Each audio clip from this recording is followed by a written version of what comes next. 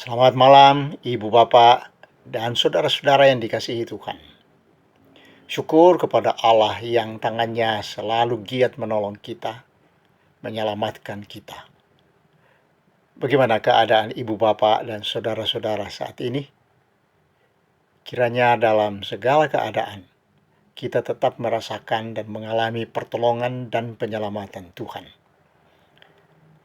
Kita bertemu lagi pada jam doa malam saat ini, Kamis 22 April 2021, untuk meneguhkan langkah-langkah kita yang tidak jarang mengalami hambatan atau bahkan terhenti karena dihadang oleh macam-macam kemelut atau bahaya. Masalah keluarga, situasi tegang dalam pekerjaan, soal keuangan, sakit penyakit, bahkan duka cita karena kematian kekasih dalam keluarga atau pergaulan. Di tengah bahaya-bahaya itulah pertolongan Tuhan datang melalui tangannya yang selalu diulurkan untuk menyelamatkan. Dalam firman malam ini, kita akan membaca tentang tangan Tuhan berupa malaikat Allah dan tiang awan dari Keluaran 14 ayat 19 sampai 20. Malaikat dan tiang awan itu digerakkan Tuhan untuk memisahkan mereka dari tentara Mesir di tepi laut Tebero. Istilahnya, tinggal selangkah lagi, maka tentara Firaun dari Mesir berhasil mengejar umat Tuhan dan membinasakan mereka. Namun tangan Tuhan menyelamatkan mereka. Karena itulah tema renungan kita malam ini adalah tangan Tuhan bergiat menyelamatkan. Untuk itu marilah kita menyanyikan PKJ 235 ayat 1 yang berpesan, janganlah takut.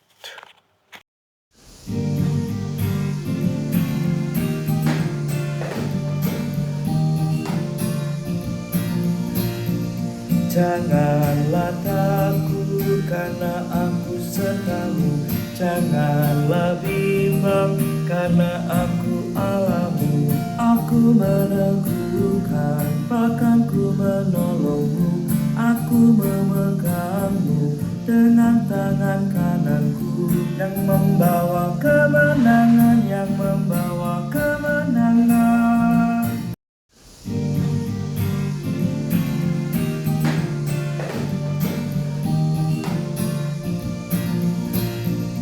Janganlah takut karena aku sertamu, janganlah bimbang karena aku Allahmu. Aku meneguhkan, bahkan ku menolongmu, aku memegangmu dengan tangan kananku yang membawa kemenangan, yang membawa kemenangan.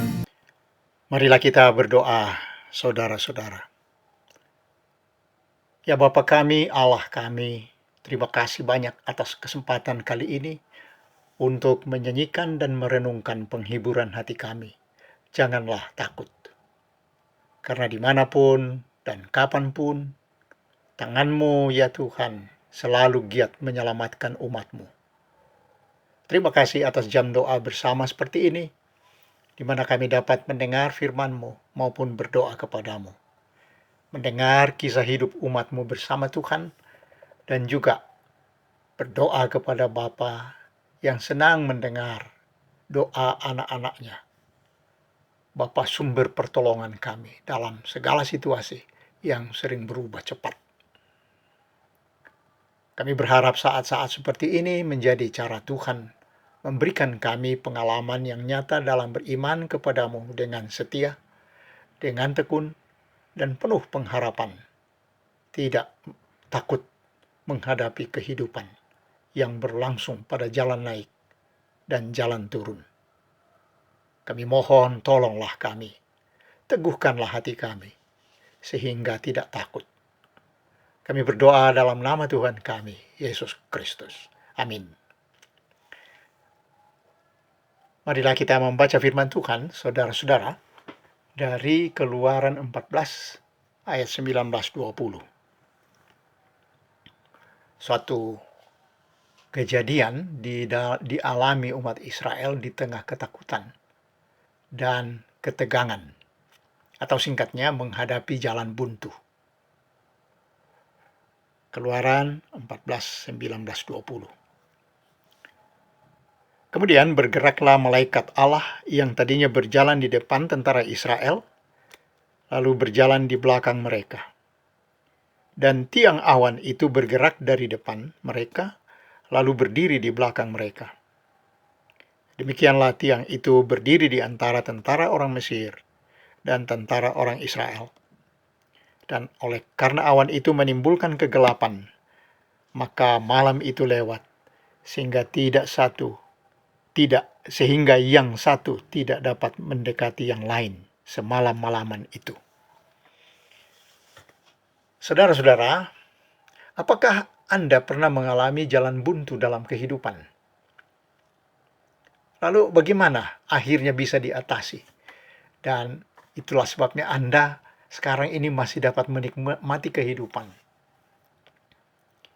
Kalau kita ingat-ingat, sering kita tidak mampu lagi berdoa, kecuali mengeluh, menyesali keadaan.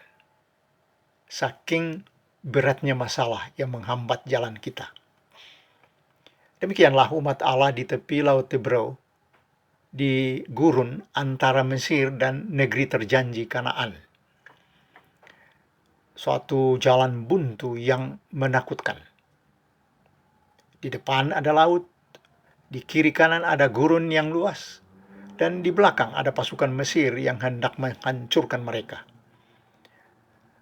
Kalau kita membaca ayat-ayat sebelum bacaan kita, wah, tampak kepanikan itu digambarkan sampai mereka tidak mampu lagi berdoa sebagai layaknya kaum beriman atau yang disebut umat kesayangan Allah.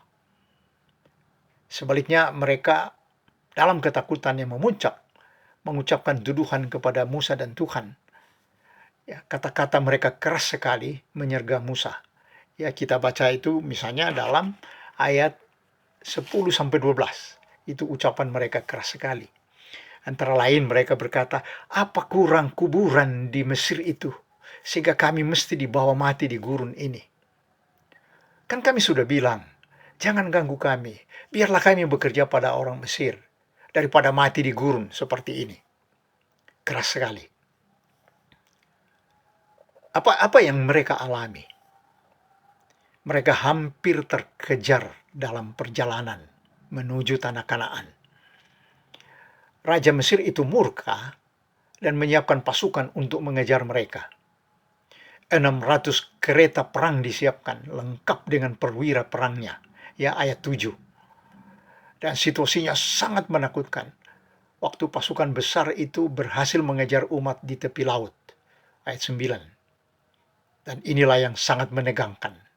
Dalam ayat 10 itu dikatakan umat Israel sangat ketakutan. Dalam situasi seperti itu, bagaimana jalan keluarnya? Itu hanya datang dari Tuhan Allah. Kehadiran Allah mengangkat tangannya untuk menyelamatkan. Dalam ayat 8, dikatakan orang Israel berjalan terus dipimpin oleh tangan yang dinaikkan. Tangan Tuhan yang dinaikkan. Itu menunjuk kepada Tuhan yang tidak berlipat tangan melihat keadaan umatnya. Itu adalah tangan yang dikedangkan, diangkat untuk menyelamatkan. Tangan yang selalu siap menyelamatkan. Itulah tangan juru selamat. Karena itulah saudara-saudara Tuhan disebut juru selamat. Pekerjaannya adalah menyelamatkan. Juru itu artinya tukang, ya, juru tulis, tukang menulis, ya, sekretaris. Pekerjaannya menulis atau mencatat. Juru mudi, pekerjaannya mengemudikan kapal-kapal. Juru parkir, pekerjaannya mengatur pemarkiran kendaraan bermotor. Jadi juru itu artinya tukang. Juru selamat, tukang menyelamatkan. Pekerjaannya adalah setiap hari menyelamatkan. Setiap saat turun menyelamatkan. Ya kita misalnya membaca dalam Yesaya 45 ayat 21, Hosea 13 ayat 4, Lukas 1 ayat 47, 1 Timotius 4 ayat 10, dan lain-lain. Dikatakan, akulah juru selamat dan tidak ada yang lain. Tuhan Yesus juga disebut juru selamat dunia. Lukas 2 ayat 11, Yohanes 4 ayat 42, Kisah Rasul 13 ayat 23, dan lain-lain. Dialah benar-benar juru selamat dunia. Di dalam nas kita malam ini, kita melihat tangan Tuhan dinaikkan dengan menggerakkan malaikatnya dan tiang awan. Dapat juga kita mengatakan malaikat dan tiang awan itulah yang menjadi tangan-tangan Tuhan. Tangan-tangan itu digerakkan dari depan rombongan pindah ke belakang, sehingga memisahkan rombongan umat dengan pasukan Mesir. Dilukiskan dalam ayat 20, maka timbullah kegelapan oleh awan itu, sehingga kedua rombongan itu tidak dapat saling mendekati semalam-malaman. Itu suatu kejadian yang benar-benar ajaib. Itu mujizat Tuhan. Siapa saja, apa saja, keadaan apa saja, siang atau malam, menjadi tangan Allah untuk menyelamatkan. Saya teringat, saudara-saudara, kisah pengalaman hidup mendiang Bapak Sulistiono dan Ibu yang diselamatkan Allah melalui hujan yang turun sepanjang malam. Mereka mengisahkan mujizat Allah untuk menyelamatkan mereka dari serangan gerombolan pada masa kesukaran sekitar zaman Jepang mulai menggantikan Belanda. Orang mengungsi dan sering ada gerombolan yang ambil kesempatan untuk merampok dan kalau perlu membunuh. Tempat pengungsian dan tempat gerombolan itu dipisahkan oleh satu sungai. Mereka diberitahu supaya waspada karena malam itu gerombolan mengincar pengungsi. Namun sepanjang malam, hujan deras turun dan sungai meluap banjir besar sekali. Karena itu gerombolan tidak dapat menyeberangi sungai. Pak Sulistiono dan Ibu berkata, kalau tidak, mungkin kami sudah habis. Itu sungguh mujizat dari Tuhan. Demikianlah mereka mengenang tangan Tuhan bergiat menyelamatkan para pengungsi. Tangan Tuhan itu bisa menggerakkan alam, sehingga sungai yang banjir, itu menjadi tangannya untuk menyelamatkan. Demikianlah kiranya kita dalam segala keadaan yang menakutkan, terancam, jalan buntu, mungkin tidak mampu lagi berdoa dengan kata-kata. Serahkanlah diri sepenuhnya kepada Allah, dan tangannya akan bergiat menyelamatkan. Di dalam Mazmur 37 ayat 5, dikatakan, serahkanlah hidupmu kepada Tuhan dan percayalah kepadanya, dan ia akan bertindak. Nah, tanggung jawab dan tugas kita yang penting dan besar adalah hidup percaya dan hidup berserah kepada penyelenggaraan Allah. Mari kita biasakan dan terus belajar dan berlatih bagaimana hidup percaya, bagaimana hidup berserah kepada Allah, Juru Selamat kita. Jangan kita setengah-setengah, setengah percaya, setengah mendua hati, tapi sepenuh hati. Maka kita akan melihat tiap saat tangan Tuhan giat menyelamatkan kita. Amin. Marilah saudara-saudara kita berdoa kepada Tuhan. Ya Allah kami, syukur dan terima kasih. Sejak dulu sampai sekarang, kehadiran-Mu setiap saat di dalam hidup kami menjadi sandaran yang kuat bagi manusia. Terkhusus bagi umat-Mu yang telah diajar, dilatih untuk hidup bergaul dengan Allah. Di rumah, di gurun, di laut, di kota dan di desa, dimanapun, dalam keadaan apapun hidup kami. Tuhan hadir di sana, mengulurkan tangan untuk menolong dan menyelamatkan dan memberkati kami. Sehingga masa-masa sukar dan menakutkan, lembah-lembah kekelaman, kami lalui bersama Tuhan. Kami mengalami bagaimana Tuhan merangkul kami, sehingga segala kuasa, bahkan kuasa maut sekalipun, tidak menakutkan kami lagi. Tidak ada kuasa yang dapat merampas kami dari tangan-Mu. Kami sangat bersyukur atas kehadiran-Mu senantiasa di tengah kami.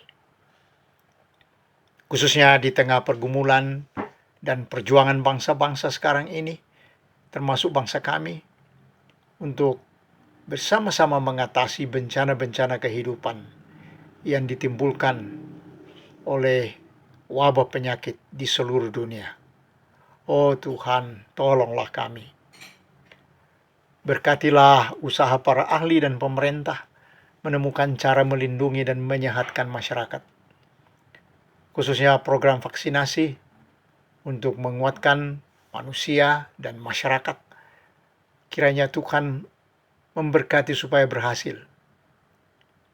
Sehingga murid-murid sekolah dan mahasiswa kembali bisa belajar bersama-sama di sekolah dan kampus-kampus. Dan semua yang sudah bekerja dapat bekerja dalam keadaan sehat di luar rumah. Tolonglah para ahli dan para pengambil keputusan supaya mampu bekerja sama, mampu melihat dan memutuskan bersama. Singkirkanlah ujaran dan sikap saling salah menyalahkan. Jauhkanlah sikap tamak dan korupsi, ya Tuhan, di tengah usaha mengatasi pandemi ini, di tengah upaya mengatasi bencana alam di mana-mana. Tolonglah supaya bantuan-bantuan makanan dan pakaian, usaha relokasi dan pemulihan perumahan penduduk dapat sampai kepada korban bencana alam di Nusa Tenggara Timur, Nusa Tenggara Barat, Maluku, Jawa Timur, atau daerah lain, sebagai tanda kehadiran negara dan tanda persaudaraan masyarakat yang membesarkan hati dan memberikan semangat hidup kepada para korban.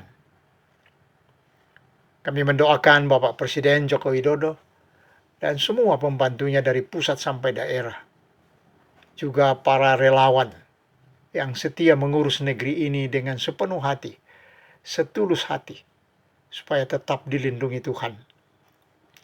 Sehingga mereka berhasil menguatkan landasan untuk hidup damai, hidup adil, hidup bersih, hidup toleran sebagai sebuah negara dan sebagai bangsa. Di tengah banyak keriuhan karena berbeda pandang dan berbeda paham politik, berbeda keyakinan, berbeda suku, kiranya kami berhasil keluar dari kemelut-kemelut intoleransi, kebencian, dan permusuhan. Bukakanlah mata hati kami, ya Tuhan, mata iman kami, supaya selalu melihat-Mu bergiat menyelamatkan kami dari berbagai pengalaman buruk, pengalaman yang membahayakan hidup kami. Hidup sebagai pribadi, keluarga-keluarga, atau hidup sebagai bangsa. Tolonglah gereja-Mu di seluruh dunia, termasuk di Indonesia, untuk selalu mampu hadir sebagai pembawa dan pelaku kabar damai, kabar keselamatan, pembawa pengharapan yang daripada-Mu. Kami mohon di dalam nama Tuhan Yesus Kristus yang mengajar kami berdoa. Bapa kami yang ada di sorga, dikuduskanlah nama-Mu. Datanglah kerajaan-Mu, jadilah kehendak-Mu di bumi seperti di sorga. Berikanlah kami pada hari ini makanan kami yang secukupnya. Dan ampunilah kami akan segala kesalahan kami, seperti kami juga mengampuni orang yang bersalah kepada kami.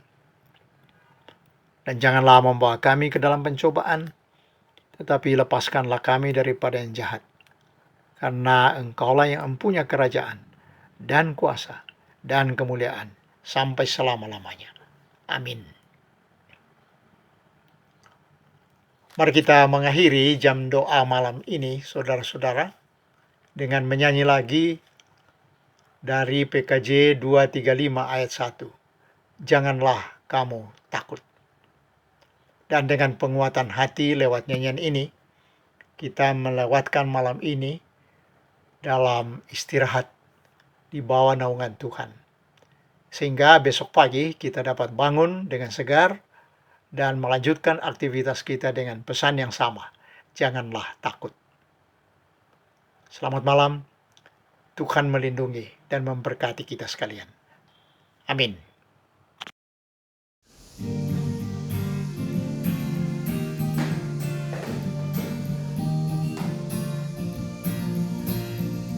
Janganlah takut karena aku sertamu, janganlah bimbang karena aku Allahmu. Aku meneguhkan, bahkan ku menolongmu, aku memegangmu dengan tangan kananku yang membawa